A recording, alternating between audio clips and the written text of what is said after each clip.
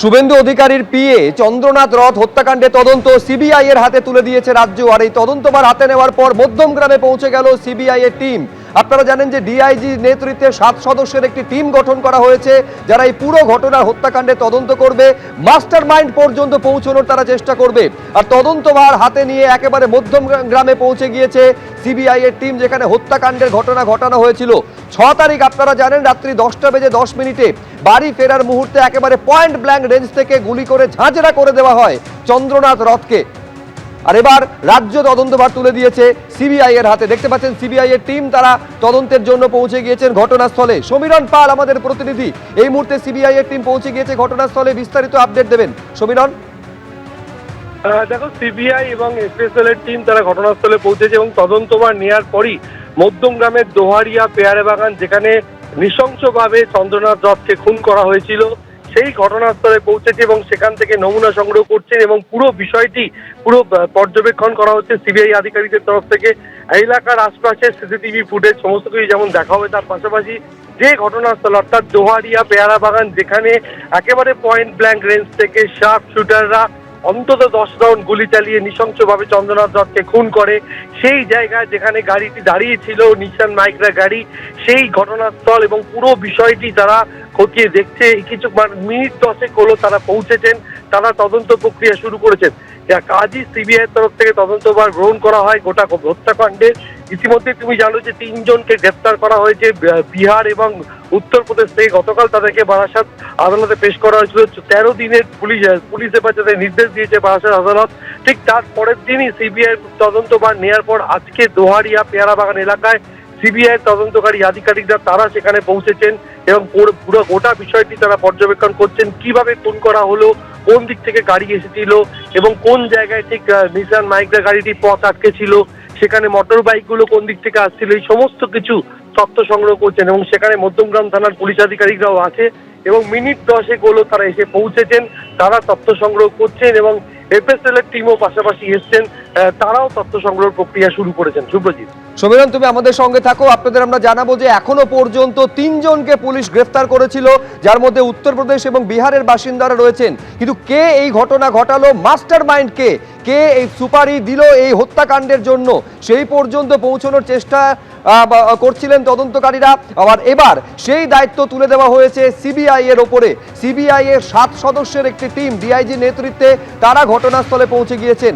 ঘটনার দিন আপনারা জানেন যে 6 মে যখন বাড়ি থেকে ফিরছিলেন, বাড়ির উদ্দেশ্যে আসছিলেন চন্দ্রনাথ রথ, তার গাড়িকে পথ আটকে দাঁড়ায় একটি সিলভার কালারের নিসান মাইক্রা গাড়ি। আর তারপর দুদিক থেকে আসা দুটি মোটর বাইক থেকে গুলিতে ঝাঁঝরা করে দেওয়া হয় চন্দ্রনাথ রথকে। ঘটনাস্থলে তার মৃত্যু হয়। প্রাথমিক তদন্তে পুলিশের কাছে উঠে এসেছে অত্যাধুনিক স্বয়ংক্রিয় পিস্তল ব্যবহার করা হয়েছিল। এই আগ্নেয়াস্ত্র কোথা থেকে তারা জোগাড় করলো, এমনকি এই যে 4 চাকার গাড়ি এবং যে দুটি মোটর বাইক, তার নাম্বার প্লেট পর্যন্ত ভুয়ো ব্যবহার করা হয়েছিল। ফলে গোটাটা কিভাবে চক্র কাজ করেছে তার অনুসন্ধান করবে সিবিআই এর এই বিশেষ টিম। আরেকবার কথা বলবো, সমীরণ পাল আমাদের প্রতিনিধি রয়েছেন। সমীরণ। হ্যাঁ দেখো সুব্রজিৎ, তুমি যেমনটা বলছিলে যে একেবারে পরিকল্পিত হত্যাকাণ্ড এবং রেকি করা হয়েছিল। শুধু তাই নয়, এখানে যারা দুষ্কৃতীরা ছিল তারা সংখ্যায় অনেক ছিল, অন্তত 8-10 জন দুষ্কৃতী ছিল যেটা জানা যাচ্ছে এবং তারা দেশ জুড়ে বিভিন্ন জায়গায় তাদের খোঁজে তল্লাশি শুরু করেছে পুলিশ। কিন্তু এই মুহূর্তে যেটা দেখা যাচ্ছে যে গাড়িটি ব্যবহার করা হয়েছে সেই গাড়িটির নাম্বার সেটা বিকৃত করা হয়েছে, চেসিস নাম্বার বিকৃত করা হয়েছে, মোটর বাইকের নাম্বার প্লেট সেটাও বিকৃত করা হয়েছে, অর্থাৎ পরিকল্পনা মাফিক খুন। এবং সেই খুনের ক্ষেত্রে বিহার থেকে শার্প শুটার এসেছিল, তার সেই শার্প শুটারের যেমন কোচ চালানো হচ্ছে, ইতিমধ্যেই উত্তরপ্রদেশের বালিয়া থেকে একজন শার্প শুটারকে গ্রেপ্তার করা হয়েছে এবং যে মায়াঙ্ক নামে যে দুষ্কৃতী গ্রেপ্তার হয়েছে তার ইউপিআই ব্যবহার করা হয়েছিল বালির টোল প্লাজাতে। সেই ইউপিআই থেকে ফোন নাম্বার পেয়ে এই তদন্তের অধিপতি এগোতে থাকে এবং বিহার এবং উত্তরপ্রদেশের তল্লাশিশালী 3 জনকে গ্রেপ্তার করা হয়েছে। এখনো অনেকে গ্রেপ্তার করা হবে এবং তাদের খোঁজে তল্লাশি শুরু হয়েছে। সেই মুহূর্তে সিবিআই এর পক্ষ থেকে তদন্তভার নেওয়া হয়েছে এবং ঘটনাস্থলে কিছুক্ষণ আগে সিবিআই আধিকারিকরা এসে পৌঁছেছেন। তারা অত্যাধুনিক যন্ত্রপাতি নিয়ে এসছেন, তারা সমস্ত ঘটনাস্থল পরীক্ষা করছেন এবং বেশ কিছুটা সময় ধরে এই পরীক্ষা চলবে বলে আমরা জানতে পারছি। তার পাশাপাশি এফএসএল টিমের পক্ষ থেকেও ঘটনাস্থল থেকে নমুনা সংগ্রহ করা হচ্ছে।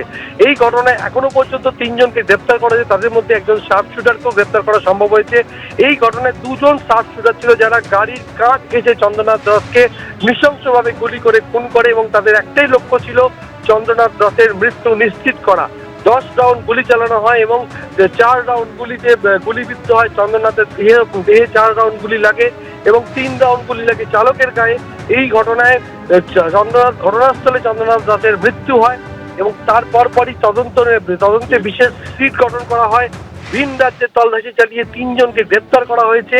গতকালই আদালতের কাছে বিশেষ সরকারি কৌশলী আবেদন জানান যে দেশ জুড়ে তল্লাশির প্রয়োজন রয়েছে, সেই কারণে 14 দিনের হেফাজত চেয়ে আবেদন জানানো হয়। এদেরকে 3 জনকে 13 দিনের পুলিশ হেফাজতের নির্দেশ দেওয়া হয়েছে।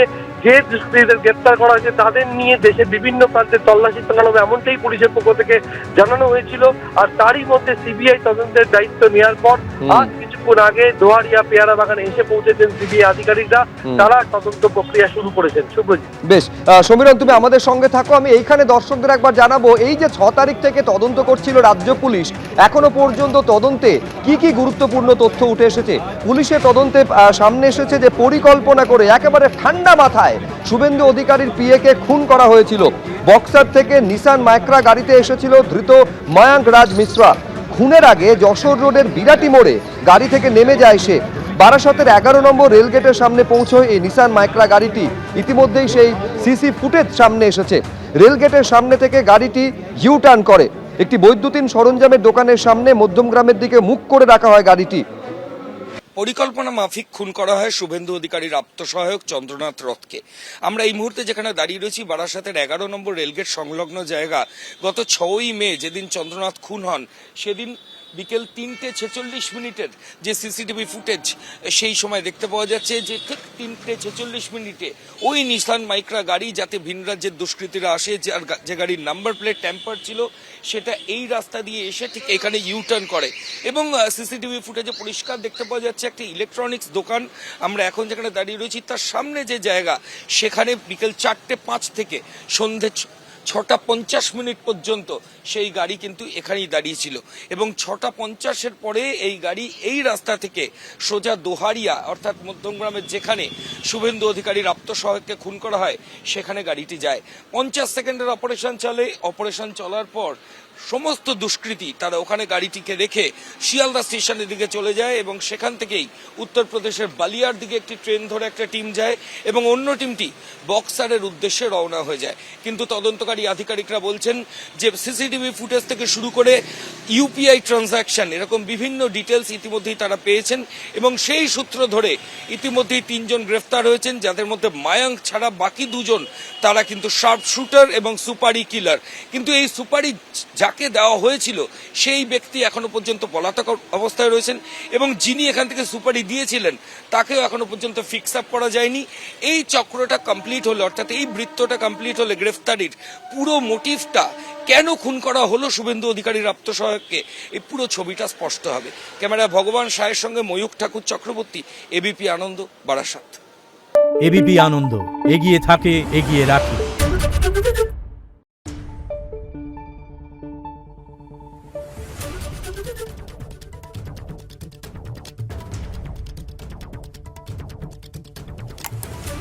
Thank you.